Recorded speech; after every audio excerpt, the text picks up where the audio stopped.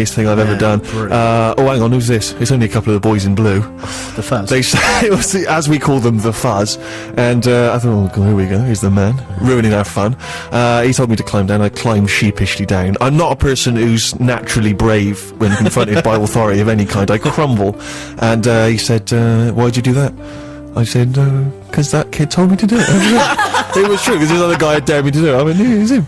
And he went, would you... And he used the classic. He used the classic. Oh, I'm sorry. If he told you to jump off a cliff, would you do it? And I thought I was really rebellious, because I went, probably. I thought, oh, yeah. And, Mr. Tough Guy. of course, then he got out a small notebook. I thought, oh, God, here we go. But, I got away with a warning. Don't worry. But there's something really embarrassing and shameful about being told off when you're essentially an adult. Yeah. There's just something really cringeworthy about it. They're really good at it, aren't they, the police? They're incredibly good. They just make you feel so small. They're like proper bouncers should be. They're like what bouncers should be, exactly. Because my only ever run-ins with the police has been when there's been a big crowd, someone I don't know has done something stupid, I'm a mere passerby, I'm asking what's going on, and they talk down to you, Steve. They talk down to you. I don't want to get in trouble with the police. No, sure. I love them. They're big, tall, lovely men and women, generally. But they tend to, you just get caught up in stuff, even when it's not your fault. Yeah, but you're a bit of a smart aleck, aren't you? When you've had a few drinks, you start getting a bit mouthy and making kind of clever remarks, which a few times have almost got us beaten up. Maybe one day I should come in drunk to do the show and see if I get into trouble. I think you should, what would be ideal is if you got taught a lesson by someone in the street once from your back chat. Yeah, it's probably well overdue. Because you see, I'm happy to slam the likes of Donny Tourette here in the studio when I'm sort of bravely surrounded by these bouncers, P. Diddy style. But out in the real world, I keep my mouth shut. The worst one for me was when when I first moved to London, I was travelling from one part of London to the other side every day, and it was a 45-minute journey, and no one ever checked my tube ticket because there were no barriers. So after a while, I just thought, this is mad. I'm buying a ticket every day, and no one's ever checking it. And I thought, ding dong, I can get away with murder here. So I stopped buying a ticket. You know, outrageous. I'm not advocating it. It was law breaking. I was youthful. You know, I didn't know what I was doing. But eventually, of course, my comeuppance came after about 6 months, and I was like, walked through. I didn't notice. And the guy came up and went, "Have you got a ticket?" I went, "Yeah." He said, "Well, let's see it." I went, "Okay, all right." And I opened my wallet. Of course, I didn't have a ticket. I went, "Oh, I don't know. Oh, I've lost it. I don't know what's happened. I've lost it." And he went, "Right. Well, where did you buy the ticket?" I went, where I started the journey in White City." He went, "Okay, if I phone them up, right, and they've got no evidence of you buying a ticket, okay, then..." And he actually threatened me with, he said, "I could prosecute you, you could even go to prison." He said, "I'm going to ask you again, did you buy a ticket?" And I went, "No." Slightly defiant. "No, I didn't, no." And the thing was, when you're sort of 27, it's so embarrassing to get caught out lying. It's so lame. That's true, but my problem with that story, Steve, is you've convinced yourself that you're okay. You said, "Oh, I didn't know what I was doing." Of course you knew what you were doing. You were stealing. That's what you were doing. No, I agree. I was a thieving, but you know, at the same time, it was exactly what, for what it's worth, is all about. Yeah. It was a protest against the man. Brilliant. Oh, he runs a tube train, he expects me to pay for it. Well, no, not unless he's checking my ticket at least twice a day. But no, it's a valuable lesson that if for no other reason, always buy a ticket, just because of the sheer shame of being told off by a fat man who's clearly 3 times as old as you and with a uniform. And when you're in your late 20s and you're working at the BBC, you don't want to be getting told off by people. It's so shameful. Now, of course, featuring Johnny Marr on guitar and songwriting duties, that's Modest Mouse and Dashboard from their current album, We Were Dead Before the Ship Even Sank. Modest Mouse, incidentally, are doing a couple of gigs over here in May. If you are a Double M fan, then you may want to check them out at the Albert Hall on May 23rd, and before that they will be at All Tomorrow's Parties. 64046 is the text, Stephen with a ph.6music@bbc.co.uk. Get in touch if you've had a lame or embarrassing run-in with the man. Maybe you've tried to answer back to a copper and it's just come back to blow up in your face. Maybe you've been a smart aleck to some rowdy lads in the street. I remember we were just chatting off air here, Harry and I, once, because we grew up in Bristol, city of Bristol, and tough place. It was a tough neighbourhood, and yeah, as I say, Harry's, when he gets a bit drunk, he's a bit smart alecky with people for no very good reason. Yeah. And if only he could get some of that wit onto the air, we'd be very much happier. But we were somewhere in some big brutes, some biker type lads. We just bundled out of a pub, and these guys were looking for another pub, which is brilliantly called The Ship. So naturally they rolled up to us. They were big guys. They weren't pretty looking. They looked quite tough. They said, "Yeah, excuse me, lads, where's the ship?" And naturally, quick as a flash, genius, I said, "Well, it's in the sea." And I mean, you deserved a good kicking. It wasn't- just for the lameness of the joke. it wasn't clever. I don't know what I was trying to achieve. It was rubbish. Who were you trying to impress? I don't know. I didn't laugh. No, I don't know. There were no hot chicks around. No. Inevitably, it was There another never Saturday was. night. You know. But no, they looked incredibly angry, and we had to scarper. Didn't I we? did definitely felt there was some violence brewing. Yeah. At that moment, there was definitely going to, you know, a punch or something was on its way, and I think I diffused the tension with the sort of diplomatic technique which I've become so famous for. Yeah, well, I did what I always do: is get everyone into trouble and then walk off as quick as I can. Yeah, and I did the clever trick of pointing in one direction, then running in the other, which amazingly still works. People are still dumbfounded by that one. But yeah, if you've had a run-in with the man, with the police, maybe you've actually been on a protest. Do you go on any of the anti-war demos, Har? No, I didn't. There's plenty of people there. They didn't need me. You see, that's exactly the kind of apathetic attitude from doing a radio show on another radio station the day of those protests, and I was furious because I was actually the only person walking in the other direction through the crowd, trying to fight my way in the opposite direction to get to the tube. And what angered me was I just got the sense that obviously many people were doing it through genuine belief that the war was wrong, and obviously they've been proven right. But there was an awful lot of people who just seemed to be having a day out. They'd taken the kids. There were a lot of people who I could hear them saying, "Should we go for a pint? A bit bored now." I mean, there was genuinely that sense. And I've said before, but there was one guy I remember seeing, and he had his attempt to make Bush and Blair wake up and realise that this was an unnecessary war, was to ride around on a three-wheel bike wearing a hat with a jester's hat, blowing a horn.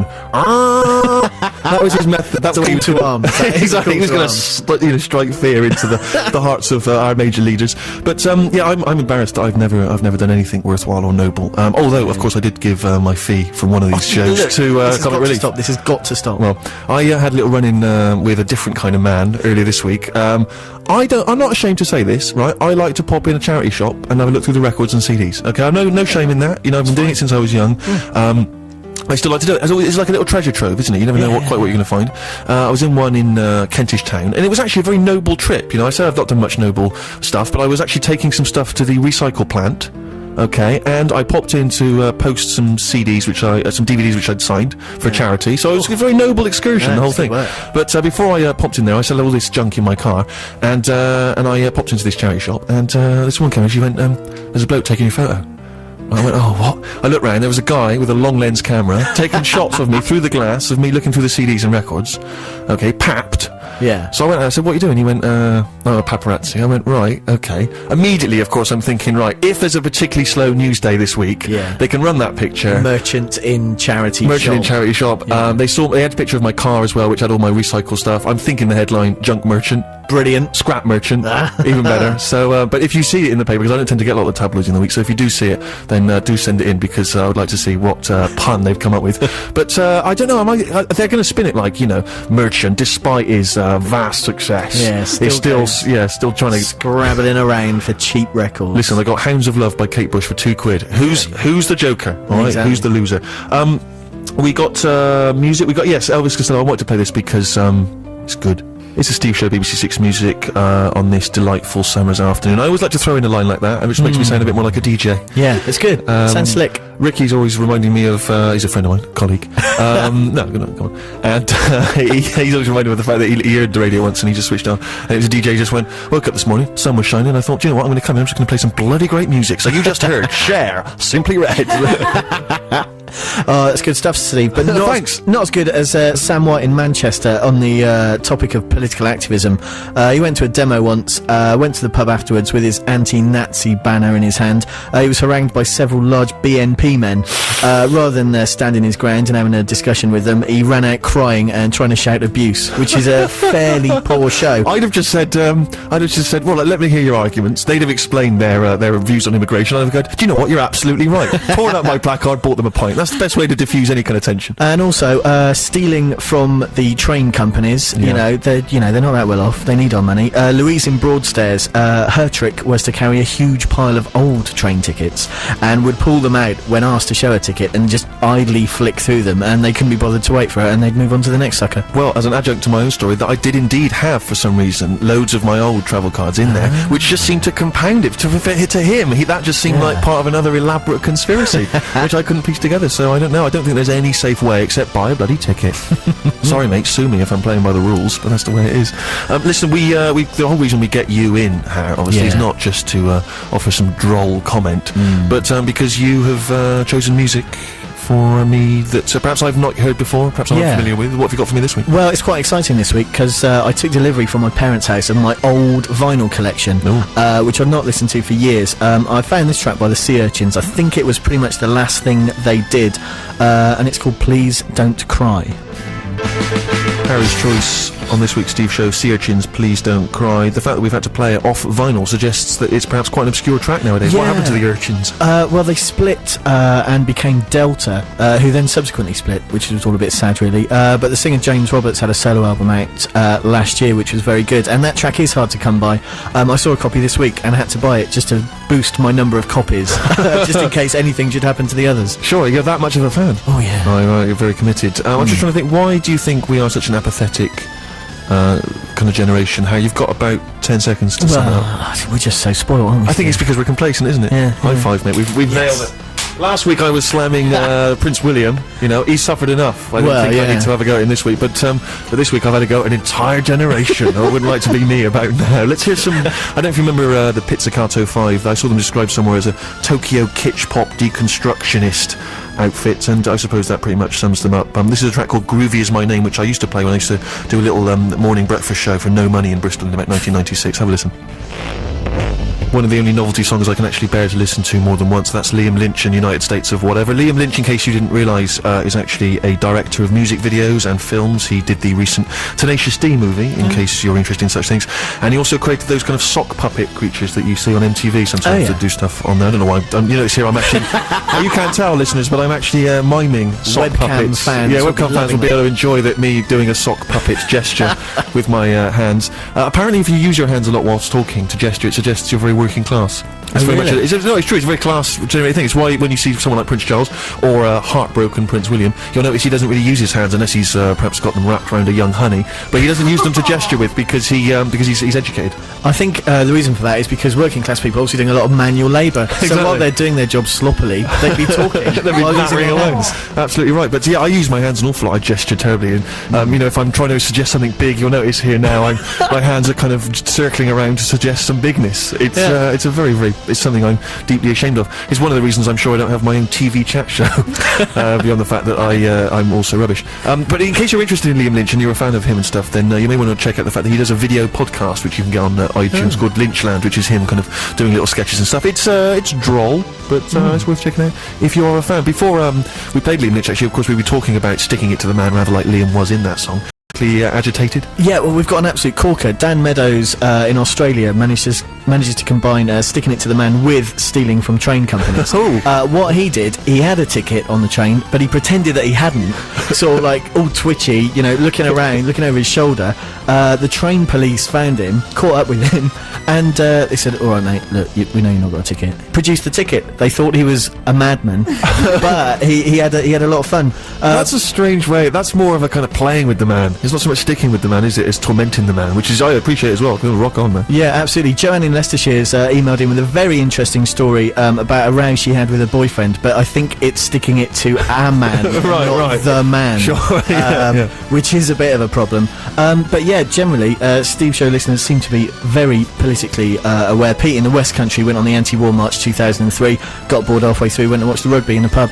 Yeah, you see, as I'm sure hordes of people did. Yeah. Did you? Have you ever thought about throwing perhaps a dustbin through a window? No. Okay. We'll get to some of the Shijay contributions after we've heard a track from the current Bright Eyes album, Casadega, I believe is how you pronounce it. And this is a track called Soul Singer in a Session Band.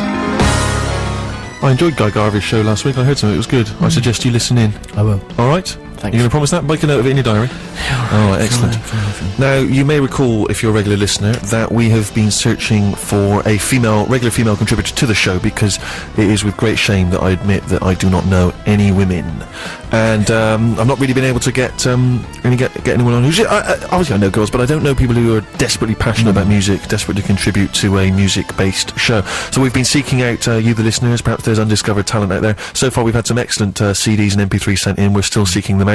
We'll probably give it another week or so before we start auditioning. We'll actually be bringing some people in and trying them on for size, and I don't mean that in any rude way.